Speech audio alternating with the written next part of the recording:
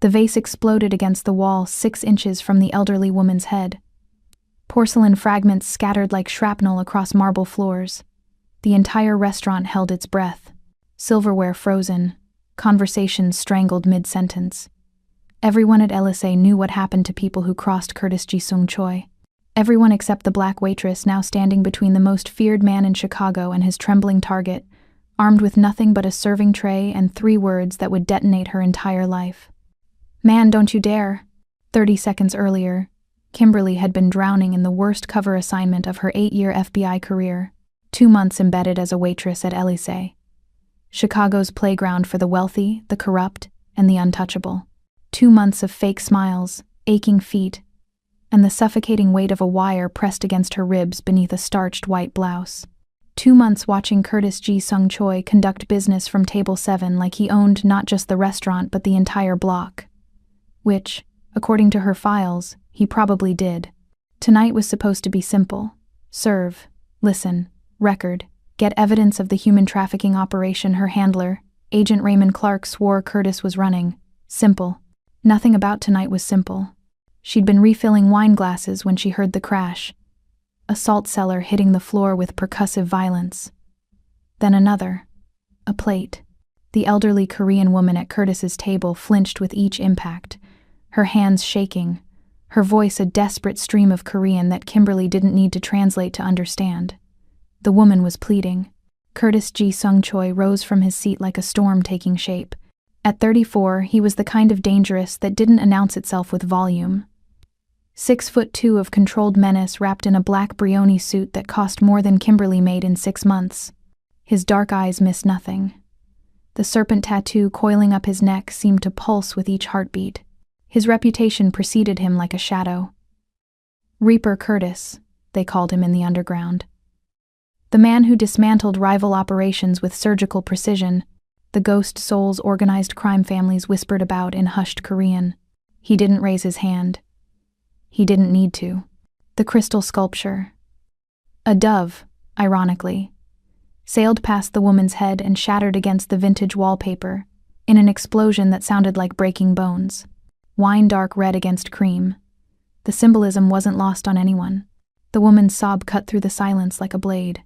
And something in Kimberly snapped. Not the FBI training. Not the mission parameters. Not the carefully constructed cover story that had taken 3 months to build. Something deeper. Something that remembered being 14 in a foster home, watching a grown man terrorize someone weaker, and promising herself, asterisk, never again. Never silent. Never complicit. Asterisk. She moved before the rational part of her brain could stop her. "Man, don't you dare." The words came out steady. Louder than she intended. Carrying across the marble floors and beneath the crystal chandeliers until they reached every corner of the restaurant. Curtis turned slowly. Very slowly. When his gaze landed on her, Kimberly felt the temperature drop 10 degrees. His eyes were obsidian. Black, depthless, calculating. They moved over her like he was reading a book written in a language only he understood. Taking in her stance, her clenched jaw, the way she'd positioned herself between him and the elderly woman without thinking. His 3 bodyguards moved forward. Hands disappeared inside tailored jackets. The unmistakable click of safeties being released whispered through the tension. Curtis raised one hand, stopped them cold. "Do you know," he said, his voice soft as silk over steel, "who I am?" Kimberly's heart hammered against her ribs, against the wire, against every piece of FBI protocol she was currently incinerating. "I know exactly who you are, Curtis Choi." She held his gaze, refused to let it drop. "And I know whatever she did, whatever she said, terrorizing someone who could be your grandmother. That doesn't make you powerful. It makes you a coward." The silence that followed was absolute. Someone in the kitchen whispered what sounded like a prayer in Spanish. At the bar, the manager pressed himself against the wall like he wanted to dissolve into it. Even Curtis's bodyguards looked uncertain, hands still on their weapons, eyes darting between their boss and this waitress who'd apparently chosen suicide by honesty. Curtis studied her for what felt like an eternity. Then something shifted in his expression. A flicker of surprise, perhaps recognition. something that looked almost like respect trying to break through granite. He spoke in rapid Korean to his men. They holstered their weapons, clearly confused. Then Curtis's eyes returned to Kimberly, and despite everything, the danger, the fear, the knowledge that she'd just destroyed months of undercover work, she didn't look away. "Take her to the back," Curtis said quietly. "Make sure she's okay." He meant the elderly woman. But his gaze stayed locked on Kimberly. "Then," he continued, "you and I need to talk." Kimberly helped the woman toward the kitchen, feeling the weight of every eye in the restaurant. But it was the elderly woman's expression that would haunt her. Not gratitude, not relief, terror. Raw, bone-deep terror. And it wasn't directed at Curtis. It was directed at Kimberly herself. The woman's fingers dug into Kimberly's arm as they reached the kitchen door. She leaned close, her voice a urgent whisper in heavily accented English. "You don't know what you've done. You don't know who you're saving." Then she was gone, shuffled out the back exit by one of Curtis's men who handled her with surprising gentleness. Kimberly stood alone in the kitchen's fluorescent glare, her hands shaking now that the adrenaline was crashing. Her phone buzzed in her apron pocket. A text from Clark. Asterisk. "What the hell are you doing?" "Abort. Now. Asterisk. Too late for that." She looked through the kitchen window at table 7, where Curtis sat with his back to her, speaking into his phone. Even from here, even through glass and distance, she could feel the weight of his attention. This was it. The moment that would define everything that came after. She walked back into the dining room. Curtis watched her approach. When she stopped at his table, he gestured to the chair across from him. Not a request. "She, Saturday. Agent Phillips." He said it casually, like he was commenting on the weather. "Or should I call you Kimberly?" The world tilted. Her cover was blown. He knew. Had known, maybe from the beginning. And she'd just walked right back into his orbit like a moth to a flame that had already burned through every safety net she had. Curtis smiled then. Not friendly. Not even close. It was the smile of a predator who'd just found something unexpectedly interesting. Something worth playing with before deciding what to do with it. "You're right about one thing," he said, his voice dropping to something almost intimate. "I am better than this, and you're about to find out exactly how much better." He stood, adjusted his cufflinks. "Platinum," she noticed distantly, engraved with Korean characters. "You have a choice to make, Agent Phillips. You can walk out that door, go back to your handler, and tell him this operation is dead. Or," he paused, something dangerous glinting in those dark eyes, "you can stay, and learn the truth about what you've actually been investigating." "What truth?" "The truth about who's really running the trafficking operation in this city." Curtis leaned forward, close enough that she could smell his cologne, cedar and smoke. "And I'll give you a hint. You've been reporting to him for the past 6 months." The words hit like a physical blow. "Clark, that's impossible," Kimberly whispered. "Is it?" Curtis straightened. "Then why did your partner, Agent Martinez, disappear 3 weeks ago? Why did the last 2 raids your team conducted come up empty? Why does every piece of evidence against me somehow vanish before it reaches trial?" He moved toward the exit, his bodyguards falling into formation around him. At the door, he turned back. "You have 24 hours to decide, Kimberly. Walk away, or help me take down the man who's been using you to eliminate his competition while he sells innocents into slavery." "Why would you tell me this?" Her voice sounded hollow in her own ears. "Why trust me?" Curtis's expression softened. Just for a moment, just enough to let her see the human beneath the monster's mask. "Because 3 minutes ago, you put yourself between me and someone you thought was defenseless. You risked everything for a stranger." He held her gaze. "That tells me more about your character than 8 years of FBI service ever could." Then he was gone. Kimberly sat alone at table 7, surrounded by the wreckage of shattered porcelain and broken certainties, with a choice that would change everything. 24 hours. She pulled out her phone. Clark had sent 15 messages, each more frantic than the last. Her finger hovered over the call button. Then she thought about the elderly woman's terror. About Agent Martinez, who'd had a wife and 2 kids. About the files she'd seen. The ones that never quite made sense. The evidence that disappeared. The raids that felt staged. About Curtis's eyes when he'd said, "You're better than this." She powered off her phone. 24 hours. She was going to need every second. Hey, beautiful souls. Before we dive deep into this absolutely wild story, I need to know, where in the world are you watching from? Drop your city or country in the comments. And listen, if this story hooks you the way I think it will, hit that subscribe button because what happens next? It's going to leave you questioning everything you thought you knew about loyalty, justice, and what happens when the monster you're hunting turns out to be your only ally. Now, let's get into it. 3 blocks away, in a penthouse overlooking Lake Michigan, Curtis Ji Sung Choi stood at floor-to-ceiling windows and made a call that would set everything in motion. David, we have a problem, and possibly, if I'm reading this right, our first real solution in 3 years. The game had changed tonight. And Kimberly Phillips, fearless, furious, and completely unaware of the war she'd just joined, was about to discover that monsters weren't always what they seemed. Sometimes they were the only ones fighting for angels. The safe house smelled like disappointment and stale coffee. Kimberly sat in the metal chair, the fluorescent light above her head buzzing like angry wasps, while Agent Raymond Clark paced the length of the cramped room. Each footfall was a punctuation mark in the lecture she'd been enduring for the past 20 minutes. 8 months. Clark stopped, his shadow falling across her like a judgment. 8 months of meticulous groundwork. 8 months of building a case against the most dangerous trafficking operation in the Midwest. And you destroyed it all in 30 seconds because of what? A misplaced sense of chivalry? Kimberly kept her eyes on the scarred table between them. She could still feel the weight of Curtis's gaze, still hear the elderly woman's whispered warning. She was being terrorized. She was bait. Clark slammed his hand on the table, making her flinch. The whole thing was theater, Phillips. Choi stages these displays to flush out surveillance, to see who breaks character. And congratulations, you gave him exactly what he wanted. Something cold slithered down her spine.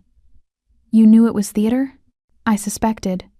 Clark resumed pacing, his tone shifting from anger to something colder, more calculated. But we needed you to maintain cover long enough to get the real evidence. Now? You're burned. He knows who you are, what you are. The operation is dead. Then let me go back in. The words came out desperate, raw. I can salvage this. I can. You can go home. Clark's voice was flat, final. Effective immediately, you're off the case. We'll debrief tomorrow, file the paperwork, and reassign you to something more suited to your emotional temperament. Evidence analysis, maybe. Somewhere you can't compromise operations with your feelings. The dismissal stung worse than the lecture. Kimberly stood, her legs unsteady. Martinez. Where's Martinez? He was my partner on this. He should be here for the debrief. Clark's expression didn't change, but something flickered in his eyes. Just for a second, just long enough for her to catch it. Martinez is on another assignment, above your clearance. Liar. The thought came unbidden, sharp as a blade.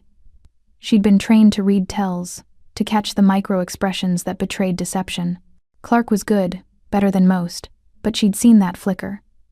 Whatever happened to Martinez, it wasn't another assignment. Go home, Phillips, we'll be in touch. She left without another word, feeling his eyes on her back until the door closed behind her. Across the city, Curtis stood in his penthouse overlooking the lake's dark expanse, watching the security footage for the 3rd time. The restaurant's cameras had captured everything from 4 angles, and he studied each frame with the patience of a man who'd built an empire on details others missed. David Hahn leaned against the wall behind him, arms crossed, his former National Intelligence Service training evident in the way he cataloged every element of the scene. At 42, David was all sharp edges and sharper instincts, his face a mask that rarely betrayed emotion. Run it back, Curtis said. When she first moves, David tapped the tablet, and the footage rewound. They watched Kimberly stand, watched her body language shift from careful neutrality to righteous fury in the span of a heartbeat. No hesitation, no calculation, just pure, unfiltered courage. She didn't think, David observed. No tactical assessment, no consideration of consequences. She just acted. Exactly. Curtis's voice carried something like admiration. Everyone in my world moves with an agenda. Every action is calculated. But her? He gestured to the frozen frame of Kimberly standing between him and his aunt, her jaw set, her eyes blazing. That was instinct, moral instinct, dangerous instinct for an undercover agent, or exactly the kind of person we need. Curtis turned from the windows, his mind already 3 moves ahead. Clark sent her, we know that. What we don't know is how much she knows, how much she suspects, or whether she's dirty like her handler. David pulled up another file on his tablet. Kimberly Phillips, 29, former military intelligence, joined FBI 6 years ago. Spotless record, no red flags, no suspicious deposits, no lifestyle beyond her means. Lives in a studio apartment in Pilsen, drives a 15-year-old Honda, sends money to foster care organizations every month. He paused. She's got a sister in the files, Jasmine Phillips, went missing 3 years ago. Case went cold after 6 months. Curtis felt something tighten in his chest. A missing sister. He knew that particular brand of desperation, that consuming need to find someone the world had forgotten. Clark knows about the sister? Would be in her personnel file. Then he's using it. Curtis moved to the bar, poured 2 glasses of whiskey he wouldn't drink. His mind was already assembling the pieces. She's not dirty. Clark wouldn't risk putting a clean agent this deep unless he needed someone who'd be above suspicion when things inevitably went wrong. She's his insurance policy. And now that policy is compromised. David accepted the glass Curtis offered. What do you want to do about her? Curtis thought about those fierce eyes, that unwavering voice. Man, don't you dare. We give her a choice. But first, we make sure she understands what she's actually been investigating. He pulled out his phone, typed a quick message to his courier. By morning, Kimberly Phillips would have information that would shatter every certainty she had left. The question was whether that would drive her toward them, or deeper into Clark's web. Kimberly's apartment was exactly as depressing as she'd left it that morning.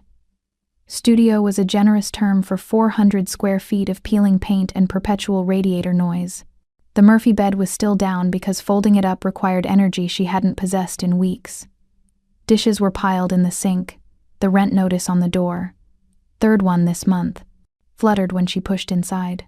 She locked the door, engaged the chain, and slid down to sit on the floor with her back against it. Her phone was still off. Clark would be furious. But she couldn't deal with more of his cold disappointment tonight. Couldn't face the reality that her career was probably over. That 8 months of dangerous, exhausting undercover work had imploded because she couldn't stand by and watch an old woman be terrorized. Except it wasn't terrorism. It was theater. She pulled out Jasmine's file from under her mattress. The unofficial one. The one she'd compiled herself after the FBI's investigation stalled. Photos, witness statements, surveillance footage from the club where her sister was last seen. 3 years of dead ends and false leads, and the suffocating certainty that Jasmine was still out there somewhere, waiting for someone to find her. Clark had promised her resources. Had dangled the possibility of bureau assistance if she proved herself on the Choi case. Now that carrot was gone, and she was back to searching alone with no badge, no authority, no hope. The tears came hot and furious. She let them because there was no one here to see, no one to judge her for the weakness. When she finally stood, exhausted and hollow, she saw it. The envelope. Plain manila, unmarked, slipped under her door sometime while she'd been sitting there drowning in her own failure. Her hand trembled as she picked it up. Inside was a single photograph, the restaurant's private dining room, taken from an angle that should have been impossible, and written across the bottom in precise, masculine handwriting, "You're more useful alive. See." Kimberly stared at it for a long time, her mind racing through implications and threats and something that felt dangerously close to possibility. Curtis Choi knew where she lived, knew her name, knew she was FBI. And instead of eliminating the threat, he was making contact. Why? She thought about his words in the restaurant. The man who's been using you to eliminate his competition, thought about Martinez disappearing, about Clark's too quick dismissal of her questions. About 3 years of searching for Jasmine with resources that always seemed to dry up at crucial moments. Her phone buzzed on the floor where she dropped it.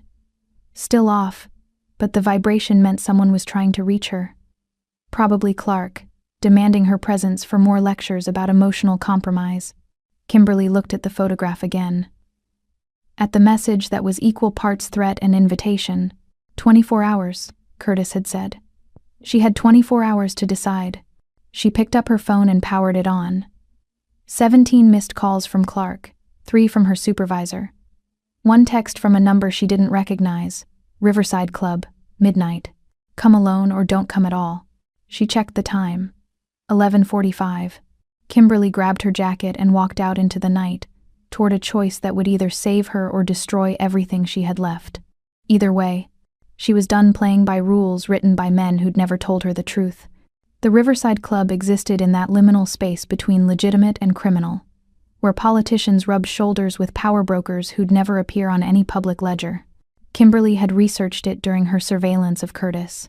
A restored warehouse on the Chicago River, all exposed brick and Edison bulbs, Korean fusion cuisine that cost more per plate than she made in a week. Rain fell in sheets as she approached, turning the cobblestones slick and treacherous. Neon signs reflected in puddles like watercolor paintings, red and gold bleeding into each other. The scent of rain mixed with something else. Ginger, sesame oil, the char of meat on high heat. Jazz drifted from the club's entrance, saxophone notes curling into the night like smoke. The doorman was built like a wall and dressed better than most executives. He looked at her rain-soaked jacket and jeans with the kind of disdain reserved for trespassers, then checked something on his phone and stepped aside without a word. Inside, the club was all dark wood and darker shadows. Lacquered tables gleamed under ambient lighting. The bar stretched along one wall, backlit bottles glowing like jewels. The clientele was equally divided between sharp-suited Asian businessmen and Chicago's elite, all speaking in hushed tones that suggested every conversation was a negotiation. David Hahn materialized from the shadows like a ghost. Up close, he was more intimidating than the security footage suggested. Coiled violence wrapped in expensive tailoring. His eyes were the flat gray of winter skies, assessing her with professional thoroughness. "He's upstairs," David said, his English accented but precise.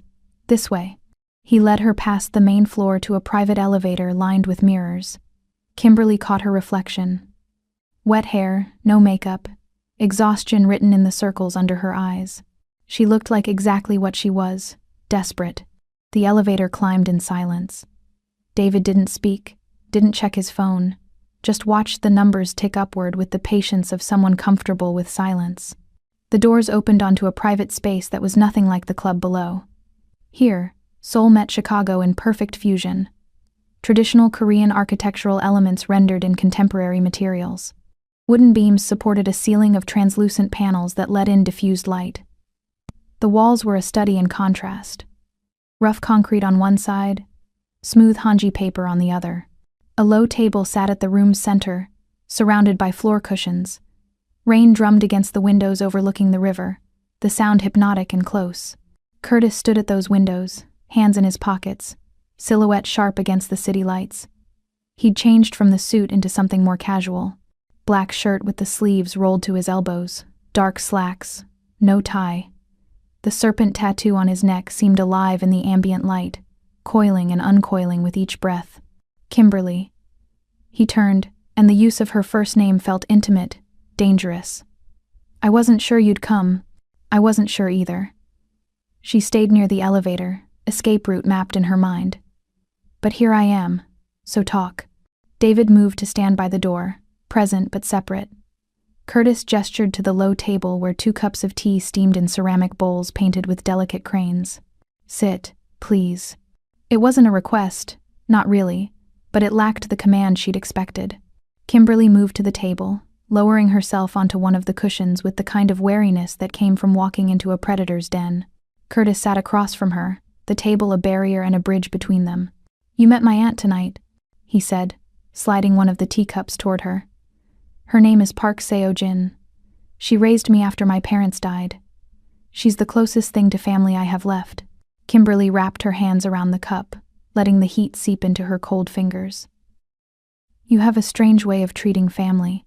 The display was necessary. Curtis's jaw tightened, a flash of something raw crossing his features. "There are people who would use her to get to me. People who would torture information out of her that she doesn't even have. So I make them believe she's nothing to me, that she's a liability I barely tolerate. It keeps her safe.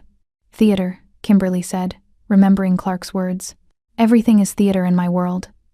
Curtis picked up his own cup but didn't drink. Every gesture, every word, every public moment is calculated for an audience. The only question is which audience and what message you want them to receive. And what message were you sending tonight? That I'm unstable, unpredictable, not worth the risk of crossing. His eyes found hers across the table. But you weren't part of that audience. You weren't supposed to react at all, yet you did. I saw someone being hurt. I reacted. Yes, something like admiration flickered in his expression. Without hesitation, without considering the consequences. That kind of instinct is rare in my world, Kimberly. People who move without calculation usually don't survive long enough to matter. She set down the tea untouched. Why am I here, Curtis? What do you want? He leaned back, studying her with that unsettling intensity. Agent Raymond Clark has been running a human trafficking operation out of Chicago for 6 years. He uses his position at the FBI to eliminate competition, to identify and neutralize anyone who gets close to exposing him.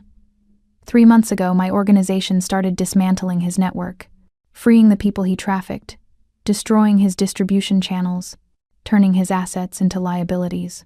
The words landed like physical blows. That's insane. Clark is. The reason your sister disappeared. Silence. Absolute, suffocating silence. Kimberly's vision narrowed to Curtis's face, searching for the lie, for the manipulation she knew had to be there. But his expression was steady, certain, carved from the same stone as his words. Jasmine was taken from the club on West Division 3 years ago, Curtis continued, his voice gentler now. Clark's people grabbed her specifically because she was FBI adjacent.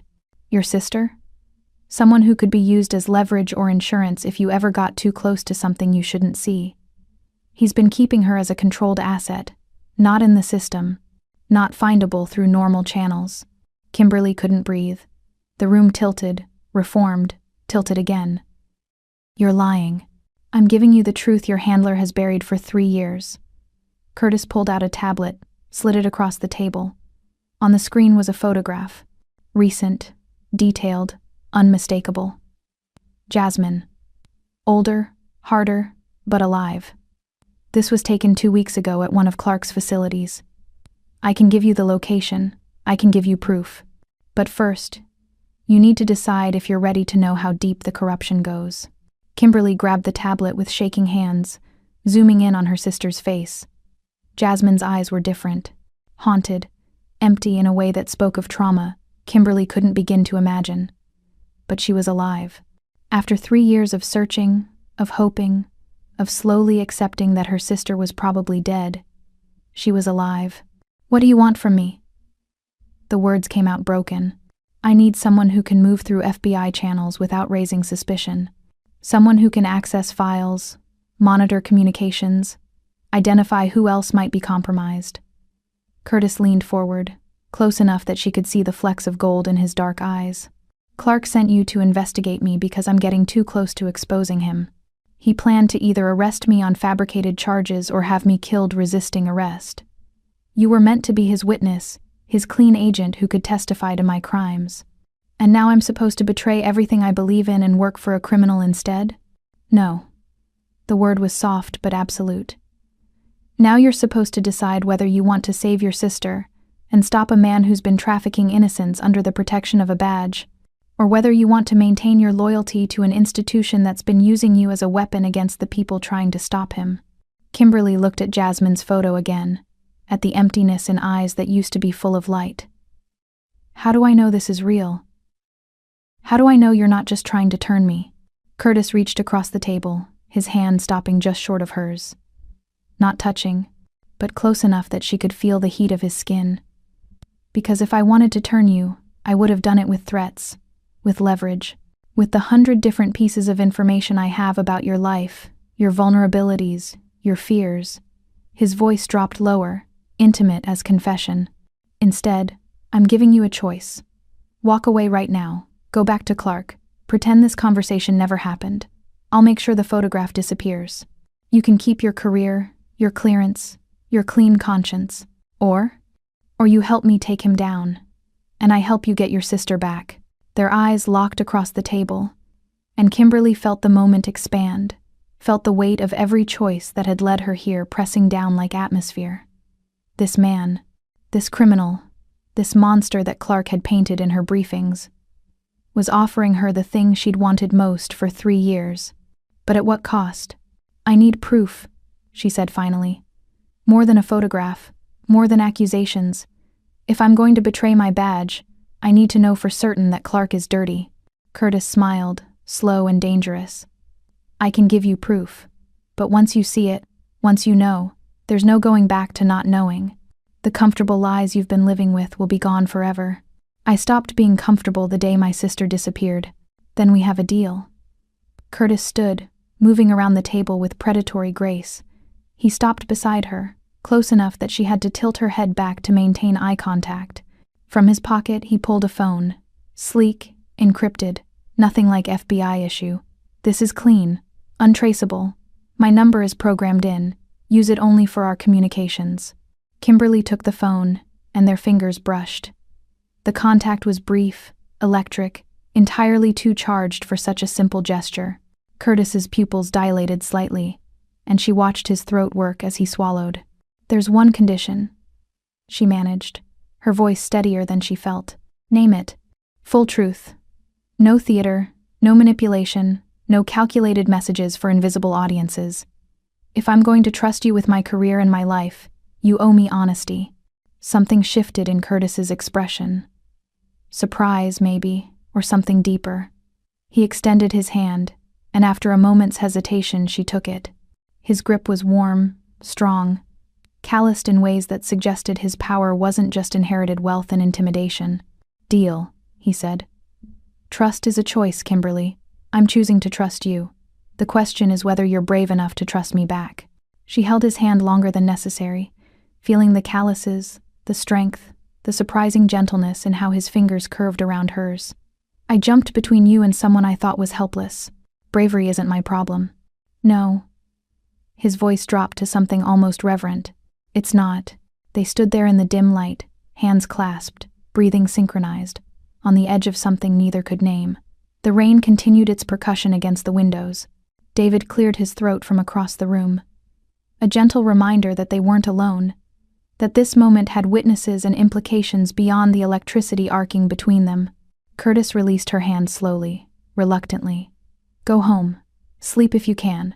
Tomorrow, we start uncovering the truth." Kimberly nodded, not trusting her voice. She moved toward the elevator, feeling his eyes track her every step. At the doors she turned back. "Curtis? Yes? If you're lying to me about any of this, if Jasmine isn't alive, if Clark is clean, if this is some elaborate con, I will destroy you. Badge or no badge. I will burn your world to the ground." He smiled, and it was genuine, almost tender. "I would expect nothing less." The elevator doors closed, and Kimberly leaned against the mirrored wall, her heart hammering, her mind racing, her entire world rewritten in the span of 30 minutes. She had a new phone in her pocket, a new mission in her mind, and a dangerous alliance with a man who was either her salvation or her damnation. Tomorrow, she'd find out which. The dress arrived at noon in a box that probably cost more than Kimberly's monthly rent. Midnight blue silk that moved like water, deceptively simple at first glance, but revealing its quality in every seam, every drape. The note inside was written in the same precise hand as before. "Tonight you're not FBI, you're mine. Dress accordingly." "See."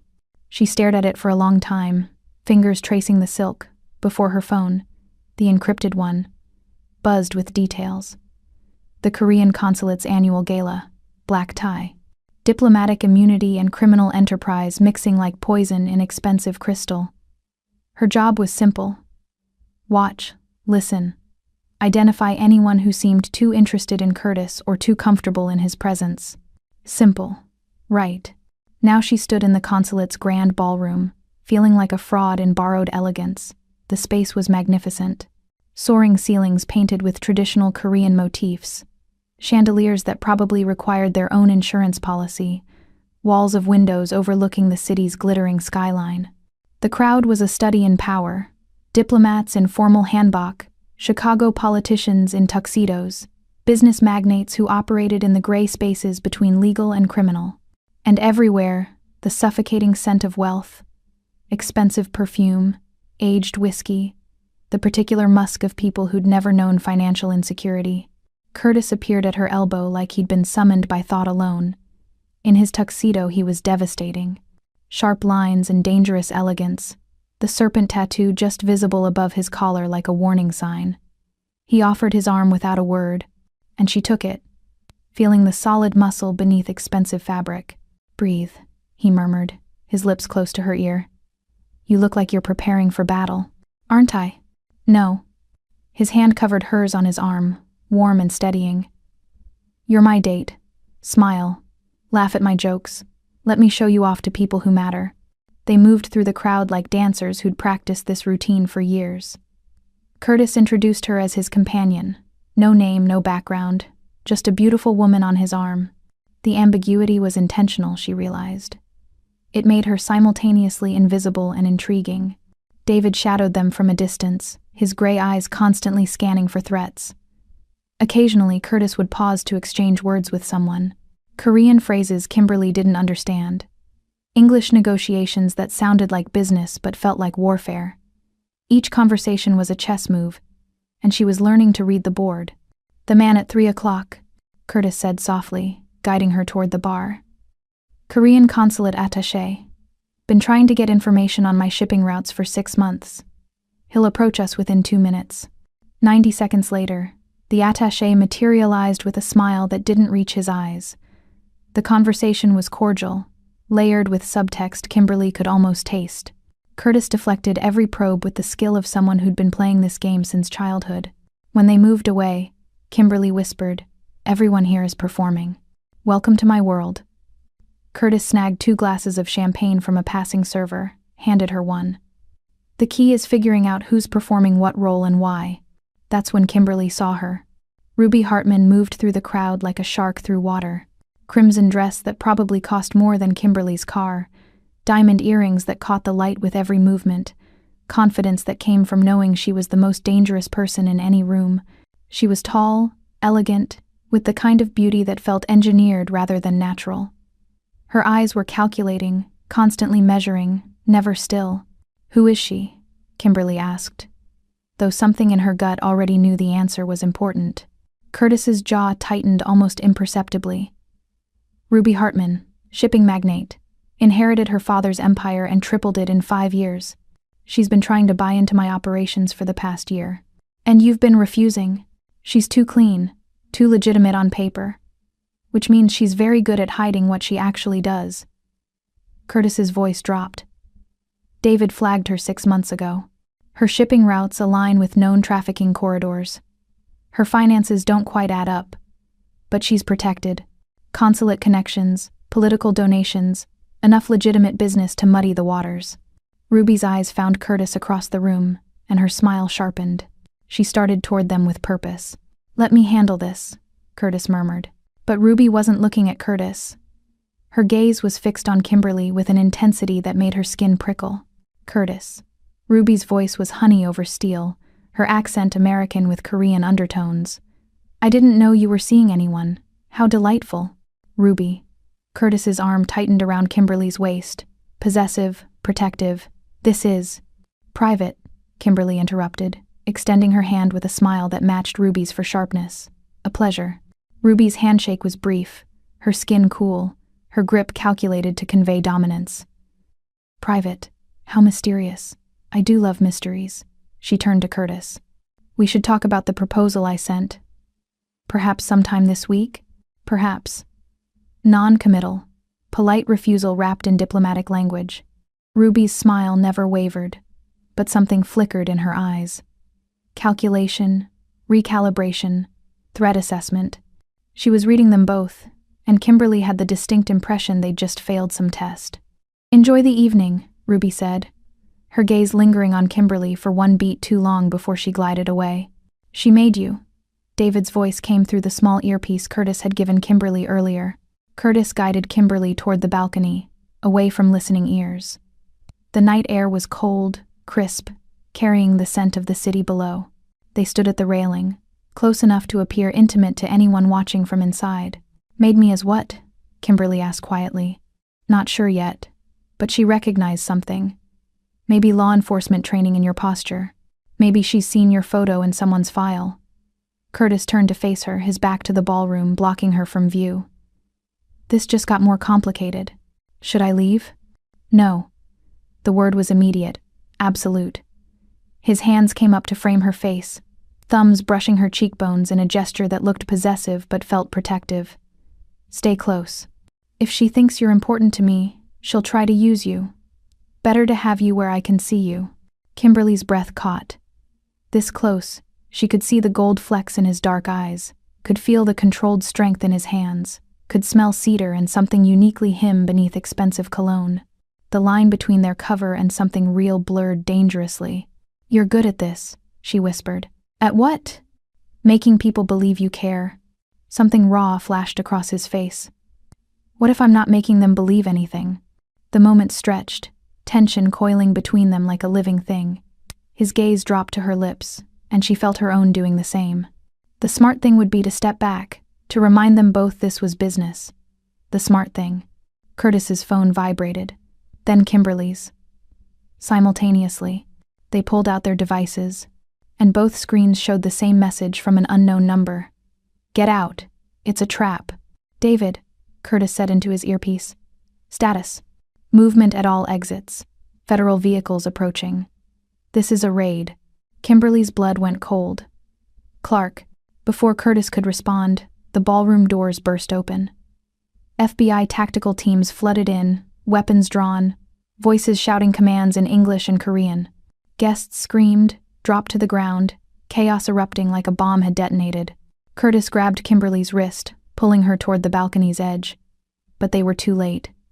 3 agents swarmed them, weapons trained, faces hidden behind tactical masks. Curtis Ji-sung Choi, you're under arrest for human trafficking, racketeering, and conspiracy. On whose authority? Curtis's voice was ice. Special Agent Raymond Clark, FBI. Kimberly watched Curtis's hands be forced behind his back, watched him be shoved to his knees with a violence that made her flinch. She tried to move toward him, but rough hands grabbed her arms, yanked her in the opposite direction. This one's with us, a voice said. Familiar, cold. Clark emerged from the tactical team, his expression triumphant. He looked at Kimberly with something like pity. Agent Phillips. Looks like your cover was deeper than we thought. Good work getting this close to Choi. It was a script, a performance. And she was being forced to play a role she didn't understand. Sir, debrief later. Clark's grip on her arm was bruising. Right now we need to get you somewhere safe. Choi's people might retaliate. Kimberly looked back at Curtis. He was on his knees, surrounded by weapons, bleeding from a cut above his eyebrow. But his eyes found hers across the chaos, and in them she saw not fear but fury, and something that looked like betrayal. He thought she'd set him up. Curtis, she started, but Clark was already dragging her away, through the panicked crowd, past the tactical teams, toward the exit where federal vehicles waited with engines running. She was shoved into the back of an SUV, door slamming with a finality that sounded like a cell door closing. Through the tinted window, she watched the consulate disappear, watched her chance to explain evaporate like smoke. The encrypted phone in her clutch buzzed once. She pulled it out, reading the message that made her blood freeze. If you're not with us, you're against us. Choose carefully. V. The SUV pulled into traffic, and Kimberly realized she'd just been abducted by the very agency she'd sworn to serve. Clark sat in the front passenger seat, making calls in a voice too low to hear, his profile sharp as a blade. And somewhere back at the consulate, Curtis was being arrested for crimes Clark himself had committed, framed by evidence Clark had probably planted, destroyed by the very system meant to protect the innocent. Kimberly's hand closed around the phone. Whatever was about to happen, whatever Clark had planned for her, she knew one thing with absolute certainty. She'd already made her choice. Now she just had to survive long enough to act on it. The interrogation room at the FBI field office was designed to break people. Cinder block walls painted institutional beige. Steel table bolted to concrete floor. Cameras in corners recording every breath, every flinch, every moment of weakness. Kimberly had sat on the other side of this table dozens of times, watching suspects crumble under the weight of their own guilt. Now she was the suspect. Clarke hadn't spoken to her during the drive, hadn't acknowledged her questions, her demands to know what was happening, her assertion of her rights as a federal agent. He'd simply delivered her to this room, locked the door, and disappeared. That was 3 hours ago. The isolation was intentional, a psychological tactic she'd used herself. Leave them alone long enough, and they'd start imagining scenarios worse than reality. They'd break themselves before you even started asking questions. But Kimberly wasn't imagining scenarios. She was remembering. Martinez disappearing. Clarke's too quick dismissal of her questions. The way he'd known the aunt was theater, the convenient timing of this raid, Curtis's words echoing in her mind. The man who's been using you to eliminate his competition. The door opened. Clarke entered with 2 agents she didn't recognize. Hard faces, harder eyes. The kind of people who followed orders without asking questions. They positioned themselves by the door, while Clarke sat across from her, a manila folder in his hands. Agent Phillips. His voice was measured, controlled. I need you to understand the severity of your situation. My situation? She kept her voice level despite the adrenaline screaming through her veins. I'm a federal agent who was forcibly removed from a scene without explanation. I want to speak to my union rep and a lawyer. You were extracted from a compromised position. Clarke opened the folder, spread photographs across the table. Each one showed her with Curtis. At the restaurant, entering the Riverside Club, standing too close on the consulate balcony. How long have you been working for Choi? The accusation landed like a physical blow. You can't be serious. We have you on surveillance meeting with him multiple times. We have financial transfers being investigated, large deposits that coincidentally appeared after your meetings. We have testimony that you compromised tonight's operation by warning him about the raid. Clarke leaned forward, his expression almost sympathetic. I want to believe you were coerced, that he threatened you, or your sister. Give me something to work with. Kimberly. Help me help you. Sister. He'd played that card, and the casual cruelty of it made her want to lunge across the table. Instead, she forced herself to breathe, to think like the investigator she was. What deposits? She asked quietly. Offshore accounts, Cayman Islands, $50,000 over the past 2 weeks. Clarke slid another document toward her. Bank statements with her name, her social security number, transactions she'd never made. Your password was used, your credentials. Either you're dirty or Choi's people are very good at framing you. It was beautiful, really. Elegant in its simplicity. Clarke had just given her a choice. Admit to being dirty, or admit that Curtis had compromised her so thoroughly that she was useless as an agent. Either way, her credibility was destroyed. I want my lawyer, she repeated. You can have a lawyer, but first I need to know. Does Choi have Jasmine? Kimberly's blood went cold. Clarke's expression was concerned, almost fatherly, but his eyes were calculating, measuring her reaction. What are you talking about? We have intelligence suggesting Choi's been using your sister as leverage, that he showed you proof of life in exchange for information about FBI operations. Clarke's voice dropped, intimate as confession. I know how much you've searched for her. I know the pain you've been carrying. If he has her, if he's been dangling that hope in front of you, I understand why you'd compromise yourself. But you need to tell me the truth now, before this gets any worse. It was perfect. Clarke had constructed a narrative that explained everything, that turned her justified suspicions into evidence of her corruption. If she denied it, she looked guilty. If she confirmed it, she'd be admitting to treason. But there was one thing Clarke didn't know. She'd been recording everything since the moment she'd left the consulate. The encrypted phone in her bra. Small, undetectable, already uploading audio to a secure server Curtis's people controlled. Every word Clarke said, every accusation, every careful construction of her guilt was being preserved. I don't know what you're talking about, she said carefully. I've had no contact with Choi outside of my undercover assignment. Whatever financial records you have are fabricated. And if you have intelligence about my sister, you're obligated to share it with me. Clarke studied her for a long moment, then sat back with a sigh. I'd hoped you'd be reasonable. Hoped we could resolve this quietly. He nodded to the agents by the door. Take her to holding. No phone call, no visitors. She's a flight risk with potential foreign contacts. You can't hold me without charges. I can hold you for 48 hours as a material witness. After that, we'll see what charges seem appropriate. Clark stood, gathering his manufactured evidence. Think carefully about your next moves, Kimberly. Right now, you're looking at 20 years for corruption and treason. Cooperate, and maybe we can negotiate something more reasonable. He left, and the two agents hauled her out of the chair with unnecessary force. The hallway was deliberately chosen. They took her past the bullpen where her former colleagues watched with expressions ranging from pity to disgust. Past the photos of distinguished agents on the wall, past everything she'd worked for. The holding cell was cold, small, designed for temporary containment of suspects who needed to be broken before official processing. The door clanged shut, and Kimberly was alone with the sound of her own breathing and the certainty that Clark had just made his first mistake. He'd left her alive. Midnight came and went. Kimberly sat on the narrow bench, counting the patterns in the cinder blocks, keeping her mind sharp despite exhaustion. The encrypted phone was still secure, still recording, still uploading.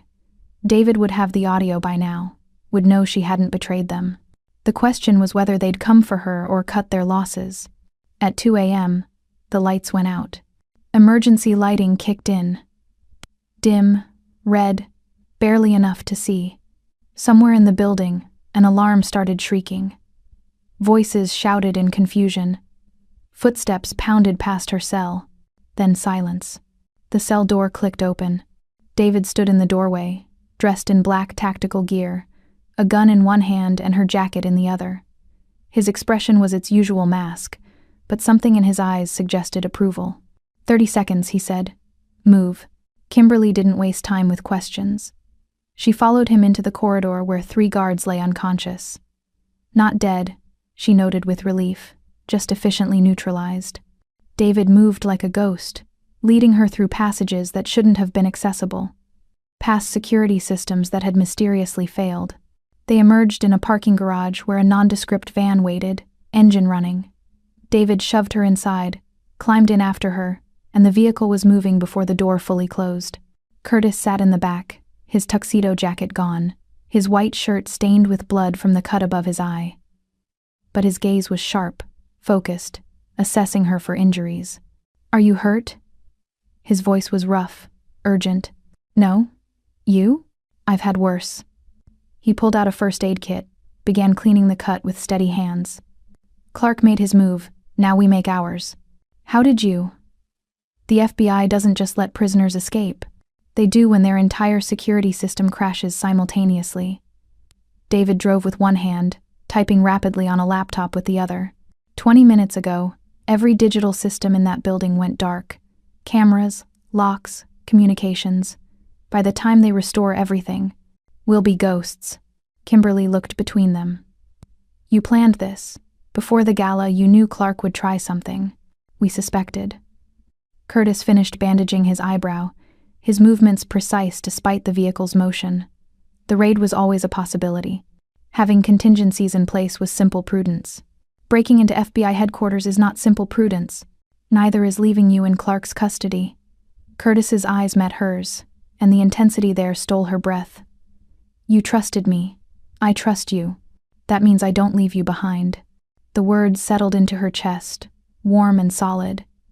In her world, the world of badges and protocols and institutional loyalty, trust was something earned over years and tested through procedure. In Curtis's world, trust was a choice you made in the moment and defended with everything you had. He's framing me, she said quietly. Offshore accounts, false testimony, evidence of corruption. I know, we heard everything. David made a sharp turn, the city lights blurring past. The recording's already with our lawyers and a journalist who specializes in law enforcement corruption. By morning, Clark will have bigger problems than finding you. Where are we going? Curtis pulled out a tablet, showed her a map with several locations marked. Somewhere he can't reach. Somewhere we can regroup and plan our next move. He paused. Kimberly, once we cross this line, there's no going back. You'll be a fugitive. Your career with the FBI is over. Everything you've worked for. is built on a lie." She cut him off, surprised by the certainty in her own voice. "Clark used me, used my sister to manipulate me, used the institution I believed in as cover for atrocities. I'm done being his weapon." Curtis studied her for a long moment, then nodded slowly. "Then we finish this, together." The van pulled into an alley, and they transferred to a different vehicle. A luxury sedan that Curtis drove himself while David vanished into the night with the van. The route took them out of the city, into suburbs that gradually gave way to isolated estates. The safe house revealed itself slowly. A modern structure hidden behind old trees, all glass and steel and security that Curtis disarmed with biometric scans. Inside, it was spare but comfortable, designed for function over aesthetics. Traditional Korean elements mixed with contemporary technology, creating a space that was somehow both Curtis's and nowhere's. "There's a bedroom upstairs," Curtis said, setting down a bag she hadn't seen him carrying. "Clothes, toiletries, everything you'll need. Get cleaned up. We'll debrief when you're ready." Kimberly nodded, suddenly aware of how exhausted she was. But as she moved toward the stairs, Curtis caught her wrist, not restraining, just holding. "Thank you," he said quietly. "For what?" "For not breaking. Clark had you for 3 hours. He could have made you doubt everything, could have turned you against us with the right pressure. But you held." His thumb brushed across her pulse point, and she knew he could feel her heart racing. "That kind of strength is rare. I'm not strong. I'm terrified. Courage isn't the absence of fear. It's acting despite it." His grip loosened, but he didn't let go. "You're the bravest person I've ever met, Kimberly Phillips. Don't ever forget that." He released her, but the warmth of his touch lingered as she climbed the stairs. The bathroom was ridiculous. Marble and chrome. A shower that could fit 4 people. Water pressure that felt like luxury. Kimberly stood under the spray for longer than necessary, washing away the stink of the holding cell, the residue of Clark's accusations, the weight of the choice she'd just made. When she emerged, wrapped in a towel that was probably worth more than her monthly rent, she found clothes laid out on the bed, not the silk dress from earlier. That was gone, probably destroyed as evidence. Instead, practical clothes, jeans that somehow fit perfectly, a soft sweater, undergarments still in packaging. Someone had anticipated this moment, planned for her comfort even in crisis. She dressed slowly, her body heavy with exhaustion, but her mind too wired for sleep. Downstairs, she found Curtis in the kitchen, because apparently, even safe houses had gourmet kitchens. He'd changed into dark jeans and a Henley, his feet bare, his hair damp from his own shower. He looked younger like this, less the feared Mafia boss and more just a man making tea at 3 a.m. "Green tea or chamomile?" he asked without turning around. "How did you know I was here?" "I always know where you are." He poured 2 cups of green tea, handed her one. "It's part of keeping you safe." They moved to the living room where floor-to-ceiling windows overlooked darkness and distance. Curtis sat on a low couch, and after a moment's hesitation, Kimberly sat beside him, not touching, but close enough to feel the heat radiating from his body. "Tell me about your brother," she said quietly. Curtis's jaw tightened, and for a moment she thought he'd refuse. Then he exhaled slowly, the sound carrying years of grief. "Minjun. He was 7 when they took him. I was 15. Curtis stared into his tea like it held answers. "We were in Busan, visiting our aunt. I was supposed to be watching him at the market, but I got distracted. Some girl probably, something stupid in teenage. When I looked up, he was gone. They never found him? Found his body 3 months later. They'd trafficked him, used him, destroyed him. By the time the police recovered him, he'd been dead for weeks." Curtis's voice was flat, emotionless in the way of people who'd cried all their tears years ago. "I made a promise at his funeral. Every person I save, every operation I dismantle, every trafficker I destroy, it's for Minjun. It won't bring him back, but maybe it prevents someone else's brother from ending up in an unmarked grave." Kimberly's hand found his before she could think better of it. "I'm sorry. Don't be sorry. Be angry." Curtis's fingers intertwined with hers, holding tight. "Clark has been doing to dozens of families what was done to mine, and he's been using the badge, using the system meant to protect people, as his shield. That kind of evil needs to be destroyed, not arrested. We'll destroy it, together. Curtis turned to look at her, and something in his expression shifted, from grief to something raw, more immediate. You scare me, you know that? I scare you? Terrify me. His free hand came up to cup her face, thumb brushing her cheekbone.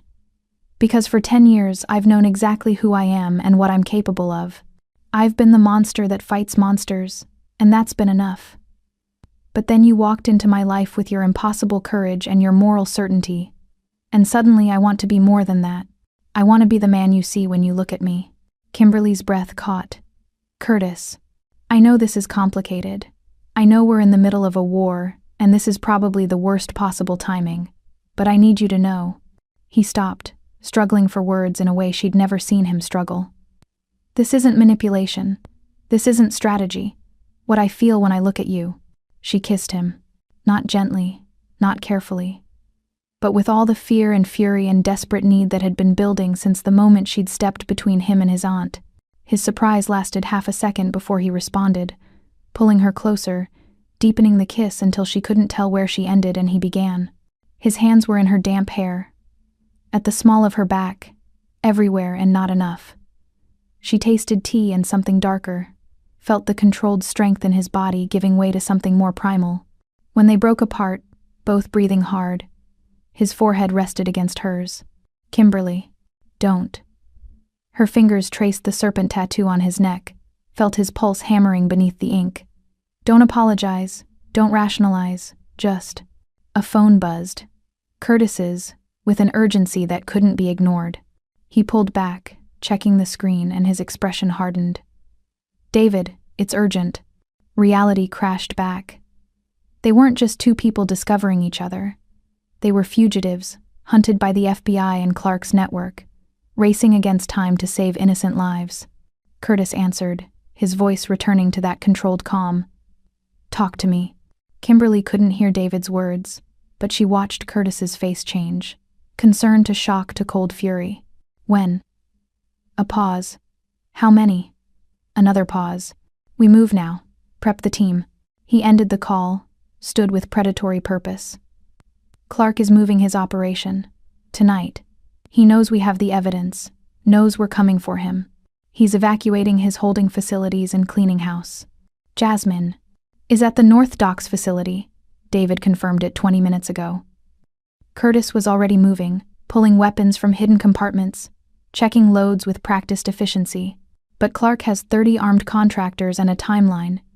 If we don't get there before he finishes the evacuation, they'll disappear, Kimberly finished.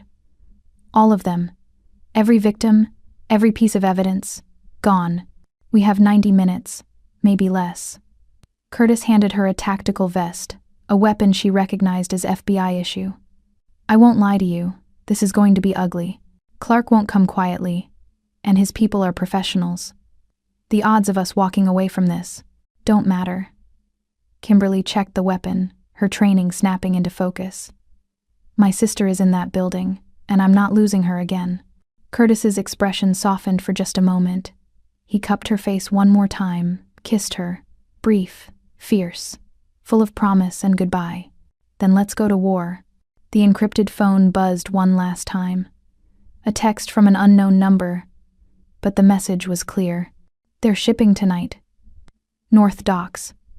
Come alone or bring an army. Either way, some of you won't leave alive. Clark. Kimberly stared at it, then looked at Curtis. He knows we're coming. Good. Curtis's smile was cold, dangerous, everything the world believed him to be. Let him prepare. Let him bring his contractors and his weapons and his false sense of security, because he's about to learn the difference between a criminal and a monster. And what's the difference? Criminals break laws. Monsters break the people who hurt innocents. He held out his hand. Ready? Kimberly took it, feeling the calluses, the strength, the certainty. Let's finish this. They walked out into the pre-dawn darkness, toward the city, toward violence, toward the moment where everything would either shatter or crystallize into something new. Behind them, the safe house's lights went dark. Ahead, the North Docks waited, full of secrets, suffering, and the reckoning that had been coming for years. The war was about to reach its breaking point. And this time, only one side would walk away. The safe house roof became their war room at dawn. Kimberly watched Curtis spread surveillance photos across weathered concrete, his fingers tracing routes and exits with the precision of someone who'd mapped 100 similar operations. The city sprawled below them, indifferent to their urgency, Lake Michigan a dark mirror reflecting nothing. David arrived as the sun broke the horizon, carrying coffee that tasted like gasoline and files that changed everything. Most of Kimberly's bureau tech was borrowed, not returned. She still had access to encrypted comms and tactical gear that should have been turned in months ago, a small rebellion that now kept them alive. Ruby Hartman owns the shell company that leases the North Docks facility.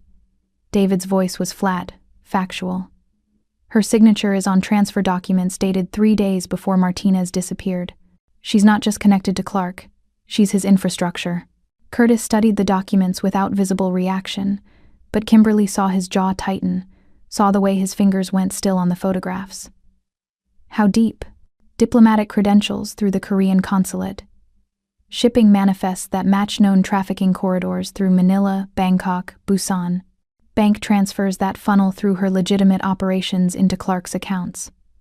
David pulled up a tablet, showed them a web of connections that made Kimberly's stomach turn.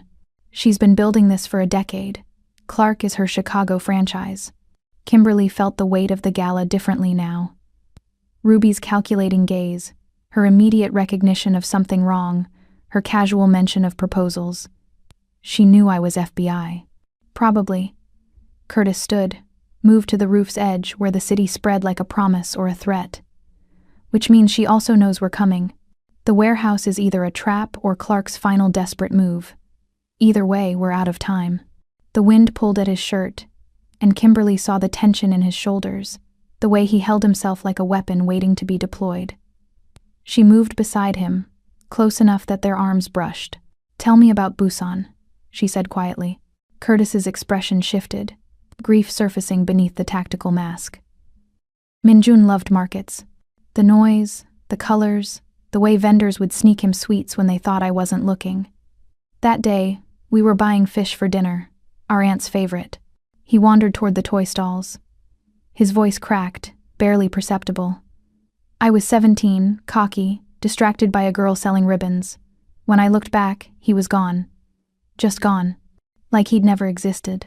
Kimberly's hand found his, their fingers intertwining naturally.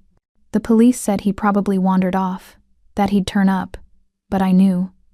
Curtis's grip tightened. I knew because I saw the white van, saw the man watching us earlier. I knew, and I did nothing.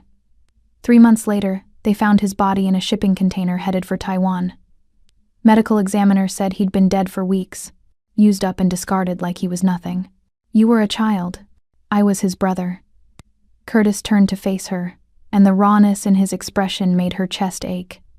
I promised him I'd protect him. I failed. So now I protect everyone else.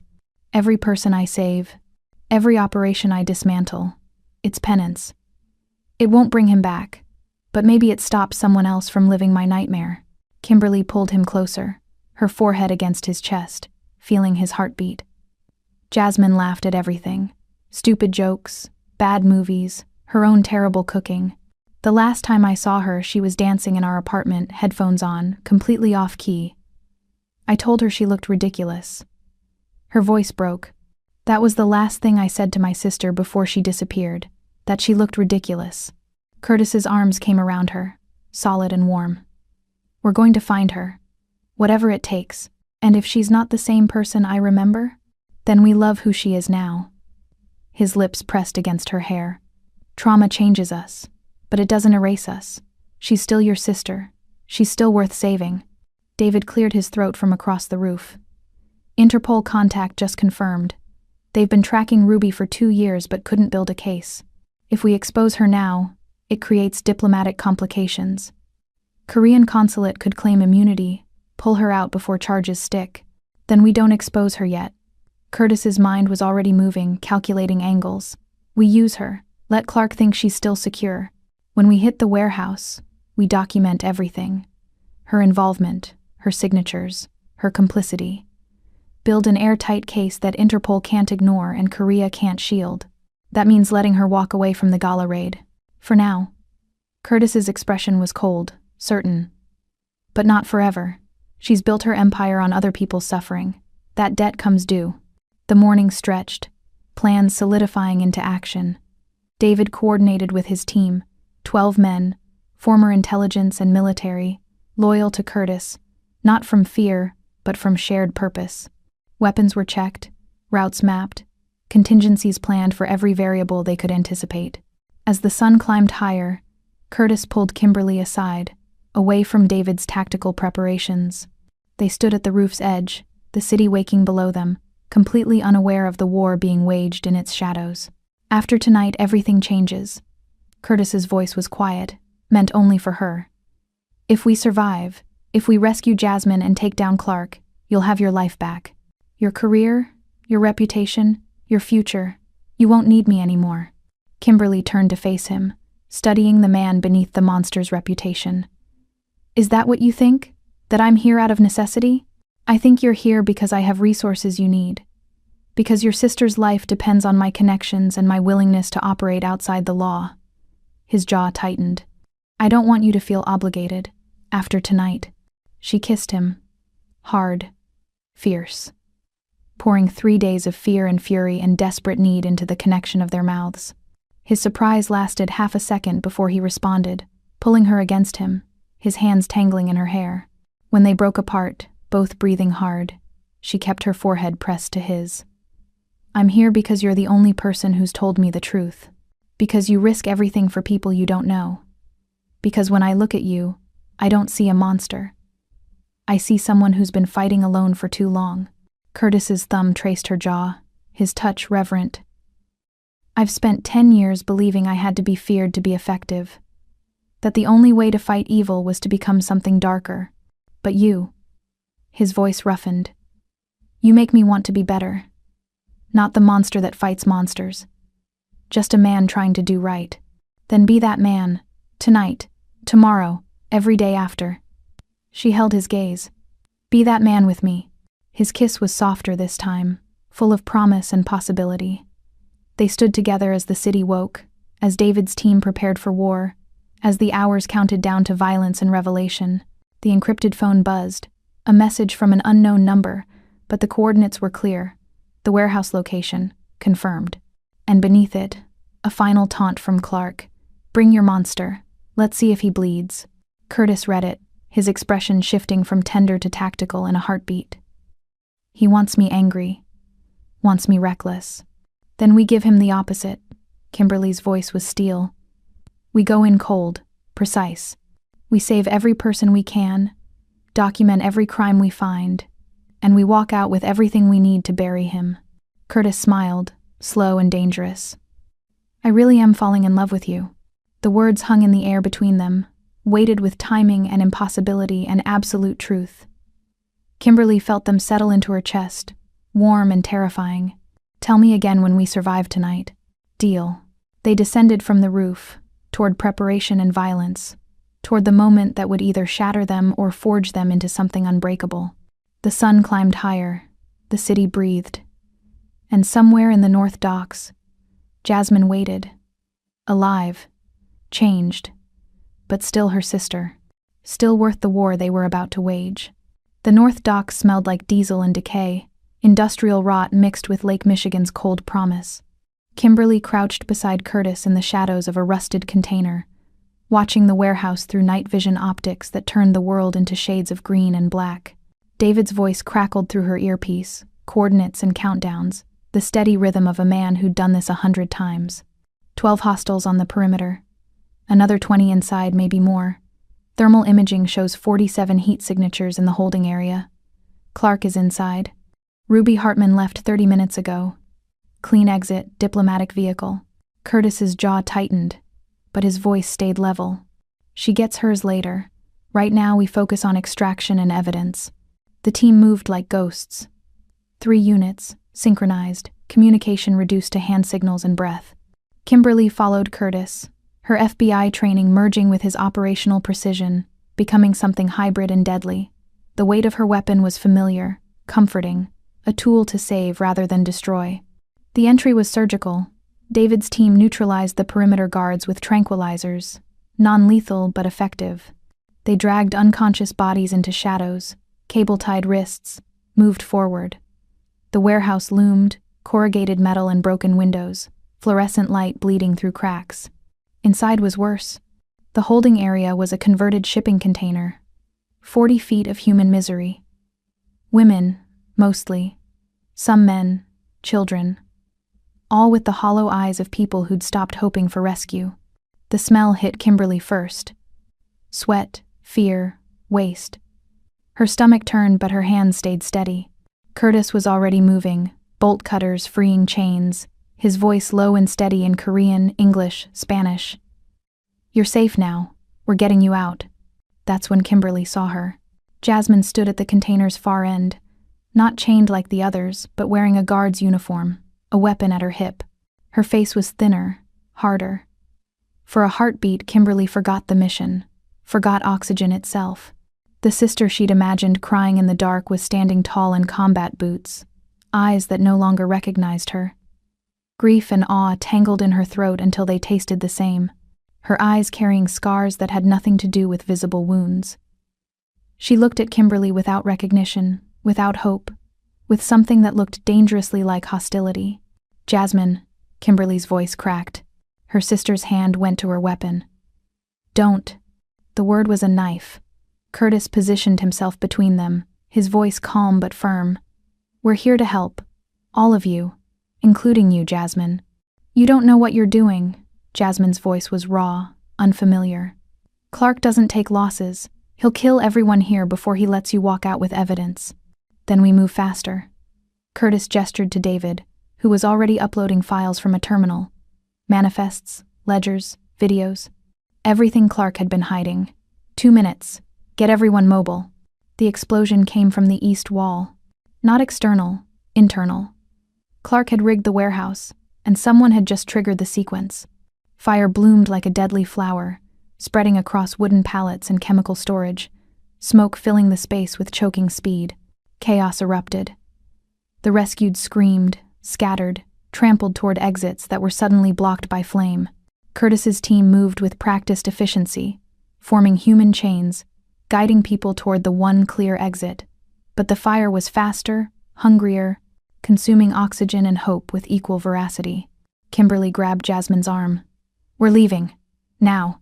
"I can't," Jasmine tried to pull away. "They have my file, my real name, everyone I ever knew. If I run, they'll..." "Then we take the files, but you're not dying here."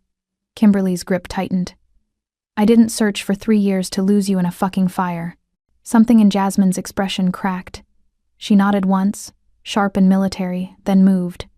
No longer a guard, but a survivor choosing escape. The evacuation was controlled chaos. Curtis carried a child who couldn't walk, his shirt already singed from proximity to flames. David hauled hard drives and documentation, priorities clear even as the ceiling began to groan. The team formed a corridor through smoke and heat, shepherding 47 people toward life. Clark emerged from the smoke like a demon, weapon raised, his face a mask of rage and desperation. "You should have stayed dead, Curtis." Curtis didn't hesitate. He moved between Clark and the fleeing hostages, his own weapon steady. "It's over. The files are uploaded. Federal agents are 3 minutes out. You can die here, or you can surrender and face trial." "You think you're a hero?" Clark's laugh was unhinged. "You're a criminal, a murderer. The only difference between us is I had a badge." "No." Kimberly stepped forward, her weapon trained on her former handler. "The difference is he saves people. You destroy them. And I'm done letting you hide behind that badge." Clark's weapon swung toward her, time fragmented. Curtis moved with predatory speed, closing the distance, his shot precise and non-lethal. Clark's shoulder, forcing the weapon from his grip. Clark stumbled, fell, his blood mixing with smoke and ash. "Get him out," Curtis ordered 2 of his men. "Federal custody, alive." The warehouse groaned, ceiling supports failing. They had seconds, maybe less. Curtis grabbed Kimberly's hand, pulled her toward the exit where David waited, his expression urgent. They ran through collapsing corridors, through heat that blistered skin, through smoke that turned breath to agony. They emerged into cold night air, lungs burning, eyes streaming. Behind them, the warehouse collapsed in a symphony of breaking metal and roaring flame. Sirens wailed in the distance. Federal vehicles, fire trucks, ambulances. The rescued huddled in groups, wrapped in emergency blankets, alive against impossible odds. Kimberly found Jasmine sitting against a container, staring at the burning building with hollow eyes. She sat beside her sister, not touching, not speaking, just present. "I thought I'd never see you again," Jasmine finally said. "I never stopped looking. I'm not the same person. What they did." Her voice broke. "I don't know if I can be her again." Kimberly took her sister's hand, held tight. "Then we figure out who you are now. Together." Curtis approached, soot-stained and exhausted, but his eyes were clear. He nodded to Jasmine. Respect, not pity, then looked at Kimberly. "Federal agents are here. Clark is in custody. The files are secure. We won." But his expression said what they both knew. This was just one battle in a longer war. The FBI field office press room was designed for control. Carefully positioned cameras, branded backdrop, lighting that flattered whoever stood at the podium. Clark had planned this moment for weeks. His carefully crafted narrative ready to absolve him and bury Curtis permanently. He didn't expect the narrative to explode.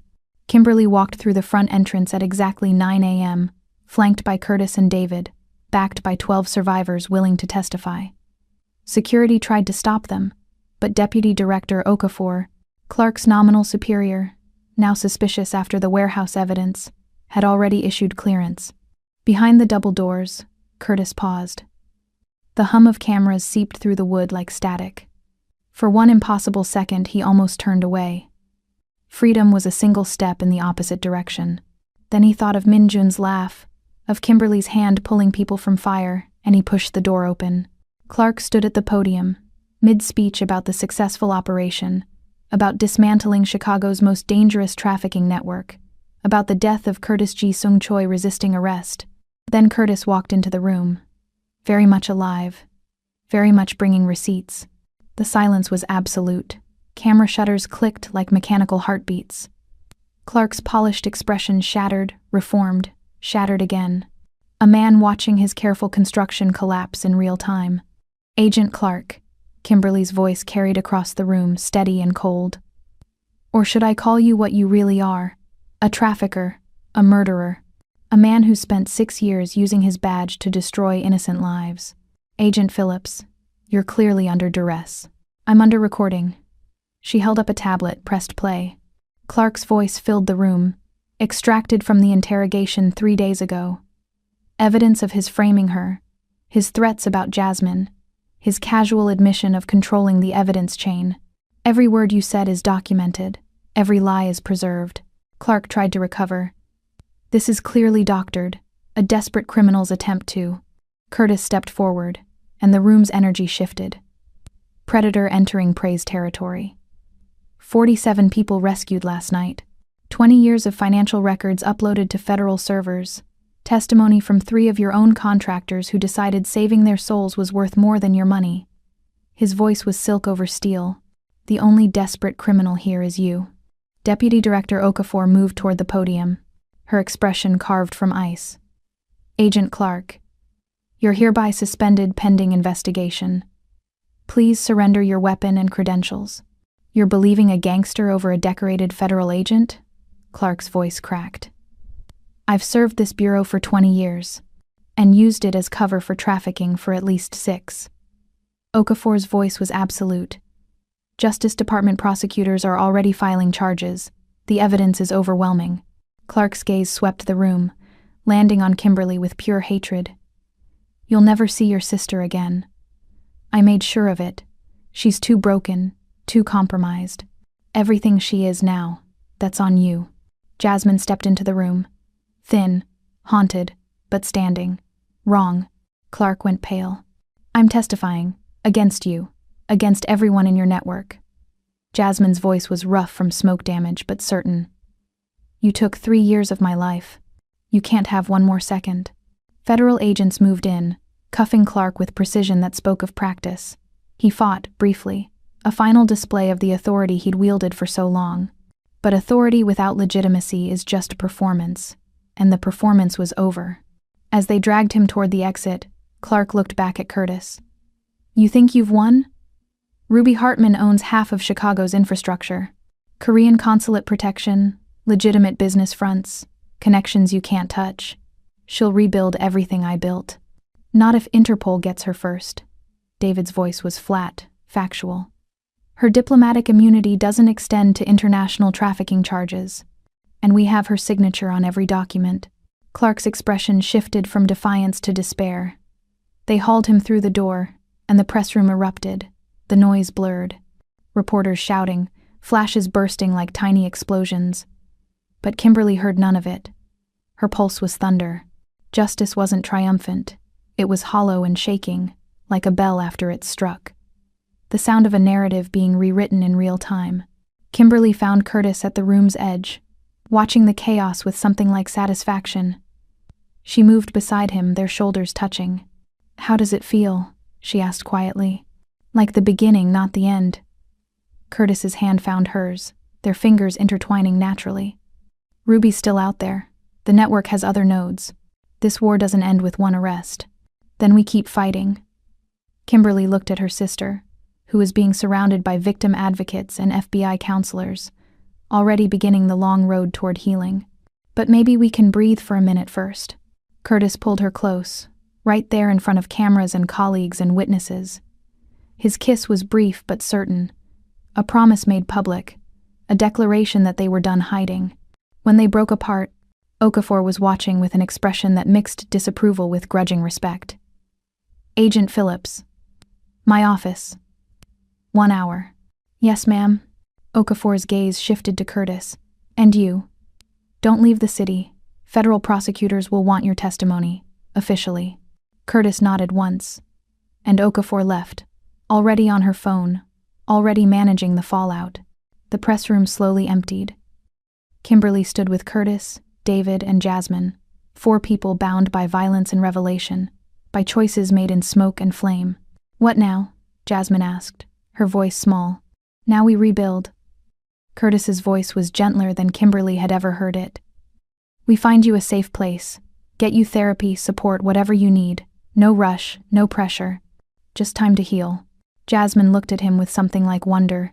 "Why do you care? I was part of his operation. I wore the uniform. You survived." Kimberly took her sister's hands. "That's all that matters. Everything else we figure out together."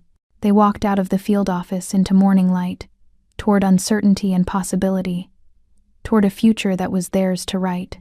Behind them, the machinery of justice began its slow grind. Indictments, trials, revelations.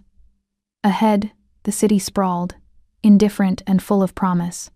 The war wasn't over, but for this moment, they'd won. 3 months transformed Chicago's landscape in ways both visible and hidden. Clark's trial dominated headlines, each revelation worse than the last. 23 victims testified. 17 contractors cooperated. Financial records exposed a network spanning 12 countries. Ruby Hartman was arrested attempting to board a diplomatic flight to Seoul, her immunity revoked after Interpol presented evidence too damning for even the consulate to ignore. Seoul withdrew her protection within hours of the evidence going public, a quiet political gesture that left Ruby exposed to every charge waiting to bury her. The North Docks warehouse was razed, the ground blessed by 3 different religious leaders, then donated for a community center. David transitioned to legitimate security consulting, his NIS training repurposed for protecting the vulnerable rather than eliminating threats. He'd finally traded covert shadows for daylight, turning his precision into protection instead of pursuit. It suited him more than he'd admit. He smiled more now, which was to say he smiled occasionally, which was progress. Jasmine moved slowly toward healing. Therapy 3 times weekly, a quiet apartment in Pilsen near Kimberly's new place, part-time work at a non-profit supporting trafficking survivors. Her therapist warned she was moving too fast, but Jasmine said silence had taken enough already. Speaking, even when it hurt, was how she reclaimed herself. Some days were harder than others. Panic attacks, nightmares, moments where the past consumed the present. but she was rebuilding, one careful brick at a time. Kimberly returned to the FBI, but differently. No more undercover work. No more compromised handlers. She joined the Crimes Against Children unit, using her experience to dismantle networks before they destroyed lives. Deputy Director Okafor watched her carefully, measuring her loyalty, eventually concluding that sometimes the best agents were the ones who'd seen the institution's failures and chose to fix them anyway. Curtis's transformation was more public. Federal prosecutors offered a deal: full cooperation, complete transparency, divestment from anything remotely illegal, and permanent monitoring. Transparency was his protection. The more visible he became, restaurants, interviews, foundations, the harder it was for anyone to make him disappear quietly again. He took it, not because he feared prison, but because Kimberly had shown him a different way to fight. The restaurant was his first act of restitution. Elysée remained, but transformed. The fine dining facade gave way to something more honest. Korean-American fusion, affordable prices, staff hired from communities Clark had targeted. The private dining room where this story began became a community space, free for support groups and healing circles. Curtis cooked sometimes, which surprised everyone, including himself. He was good at it. Precise, methodical, capable of creating beauty from raw ingredients. Tonight, he was cooking for an audience of one. Kimberly arrived at 9, after a 16-hour shift that had ended with 4 arrests and 2 children returned to safe homes. She was exhausted, her mind still carrying the weight of other people's trauma. But when she walked into the restaurant's quiet kitchen and saw Curtis at the stove, jeans and a Henley, his serpent tattoo visible above the collar, something in her chest unclenched. "You look terrible," he said without turning around. Flatterer. She dropped her bag, moved to the counter where he'd poured wine she wouldn't drink and set out water she would. "What's for dinner?" "Kimchi jjigae, comfort food. My aunt's recipe." He stirred the pot and the scent was rich, earthy, full of memory and promise.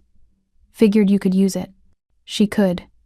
Kimberly watched him work, noticing the ease in his movements, the absence of the coiled tension that used to define him. He still carried violence in his capable hands, still moved like a weapon when necessary. But here, now, he was just a man making stew for someone he loved.